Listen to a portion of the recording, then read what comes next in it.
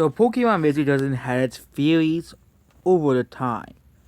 Theories over that Team Plaza created Pokemon Mystery doesn't, or conspiracy theories about the games. But what if Pokemon Mystery Dungeon takes place in the underworld? Yep, we're going to the underworld to figure it out. Pokemon Mystery Dungeon. One odd thing of Pokemon Mystery Dungeon is there's no humans. Yep, no humans in Pokemon Mystery Dungeon, despite your character is being a human turned into a Pokemon. But then what happened to all the other Pokemon? Are they also humans, or are they also souls that stuck in the underworld? Here, this may not be the best of theories to explain a a game series, but I just found it pretty interesting. I just came up with it myself, basically. It makes sense that Pokemon could just be spirits in the afterlife. First of all, Pokemon and Pokemon Mystery Dungeon. First of all, there's no humans, and Pokemon already live in a kind of a paradise. They get to explore, they get to fight one another, they make friends with each other. Basically, with the exception of the plot of the games, the Mystery Dungeon world is pretty peaceful. After you beat the main parts of the game, which could involve the time being destroyed and stuff, basically all that stuff in that universe, yep, pretty peaceful. There are some bad Pokemon that get up ahead and put into jail, but most of the Pokemon are actually inherently good and are not evil.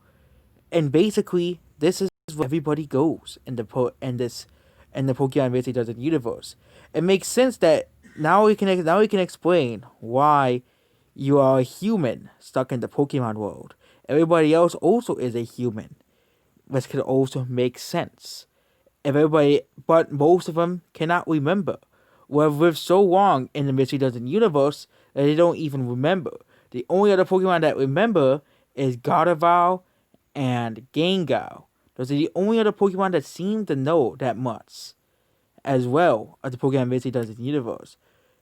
Which also explains why there's not really much technology in the Pokemon Mystery Dungeon universe. Because there doesn't need to be technology. You don't need material to be happy in the Mystery Dungeon universe. All you really need is friendship and happiness. Exploring. Doing new things. Pokemon Mystery Dungeon is just very unique in itself. And, yep, the only thing that breaks this theory is the storylines of this game. But another thing in near-death experiences that most people don't want to go back to the living world. That is explained in most of these Pokemon Mystery Dungeon games. Your protagonist does not want to go back to the other world where they were sent from, which is the living world. They feel at peace, basically, in the Pokemon Mystery Dungeon universe. They feel happy in this universe that they met all these people. And also that your friend might actually be a loved one from a former world. And you just do not remember. Because the Pokemon Arceus, which of course is the Pokemon universe, the god of all Pokemon, wipes your memory clean.